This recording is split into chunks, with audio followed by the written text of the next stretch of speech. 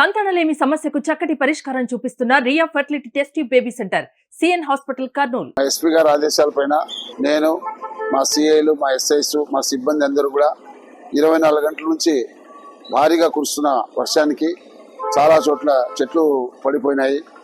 కొన్ని చోట్ల అయితే కొత్తపల్లి ఏరియాలో శివపురం విలేజ్ కావచ్చు, మళ్ళీ పాములపాడు కావచ్చు, వెలుగోడు మండలం కావచ్చు, కొన్ని ఏరియాలో గ్రామ ప్రజలకు పోవడానికి వంకలన్నీ ఎక్కువ వచ్చి రస్తా అంతా క్లోజ్ అయినాయి.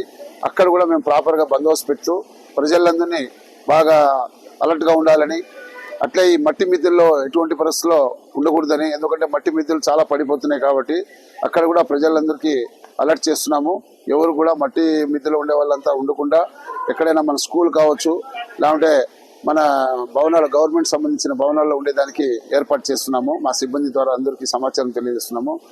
నిన్న కూడా మన ఆత్మకూరు టౌన్లో పెద్ద చింత చెట్టు పడిపోయింది. దానివల్ల మొత్తం ఒక 1 అవర్ ట్రాఫిక్ జామ్ అయిపోతే నేను, మా సిఐ సురేష్ కుమార్ రెడ్డి, ఎస్ఐ నారాయణ రెడ్డి, మేమందరం మా సిబ్బంది అందరం కష్టపడి వెంటనే జేసీబీతో ఒక 10-15 నిమిషాల్లోనే మొత్తం ఆ చెట్టుని ట్రాఫిక్ నుంచి క్లియర్ చేయించినాము. మరి తర్వాత శ్రీశైలం పోయే రూట్లో కూడా ఒక చింత చెట్టు పడిపోతే నైటు నేను, మా సిఐ, ఎస్ఐ, మా స్టాఫ్ అంతా పోయి నైట్ జేసీబీతో దాన్ని క్లియర్ చేయించినాము. ప్రజలు కూడా అలర్ట్గా ఉండాలా, ఎందుకంటే ప్రతి ఒక్కరు ఇది 3 రోజుల నుంచి వర్షం ఎక్కువ రావడంతో మనకు చాలా ఇబ్బందిగా ఉంది. కాబట్టి దయచేసి అందరూ అర్థం చేసుకొని వాళ్ళ ప్రాణాలు వాళ్ళు కాపాడుకొని అందరూ అలర్ట్గా ఉండాలని మా డిపార్ట్మెంట్ ద్వారా రిక్వెస్ట్ చేస్తున్నాము. మేమైతే 24 గంటలు అందుబాటులో ఉన్నాము. ఎక్కడ ఏ చిన్న సంఘటన జరిగినా మాకు సమాచారం ఇస్తే మేము తప్పకుండా మా పోలీస్ డిపార్ట్మెంట్ తరఫున మేము ఏం సాయం చేయాలో అంత తప్పకుండా సాయం చేసి మీకు రక్షణగా ఉంటామని కోరుచున్నాం. ఆత్మకూరు మండల తహసీల్దార్ రత్నరాధిక. ఈ రోజు మనకు 2 రోజుల నుంచి కూడా, గత 2 రోజుల నుంచి కూడా ఆత్మకూరు మండలంలో విస్తారంగా వర్షాలు కురుస్తున్నందున నిన్న రాత్రి నుంచి కూడా భవనాసి వాగైతేం, గుళ్ళకమ్మ వాగైతేం కూడా కొద్దిగా అంటే ప్రజలకి అటు ఇటు రాకపోకలకు అంతరాయం కలిగించే విధంగానే ఉధృతంగా ప్రవహించడం వల్ల ఈరోజు ఈ మన మండలంలో ఏదైతే ఆత్మకూరు టౌన్ చుట్టుపక్కల ఉన్న వాగు ప్రాంతాలన్నింటినీ కూడా పరిశీలించడం జరిగింది. అయితే ఉదయం కంటే కూడా ఇప్పుడు వాటర్ లెవెల్స్ తగ్గిపోయినాయి. ఇప్పుడు అంత ప్రమాదపర స్థాయిలో అయితే లేదు. నీ లెవెల్ స్థాయిలో ఒక అడుగు లెవెల్లోనే పారుతున్నాయి.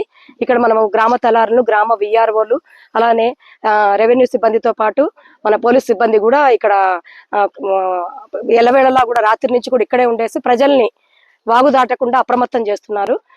మండల ప్రజలకు తెలియజేయడం ఏంటంటే రాగల 2 రోజుల్లో కూడా మన మండలానికి అధిక వర్షపాతము, అధిక వర్షాలు అనౌన్స్ చేయడం వల్ల మండల ప్రజలందరూ కూడా అప్రమత్తంగా ఉండండి. అత్యవసరమైతే మాత్రమే బయటికి రాయండి.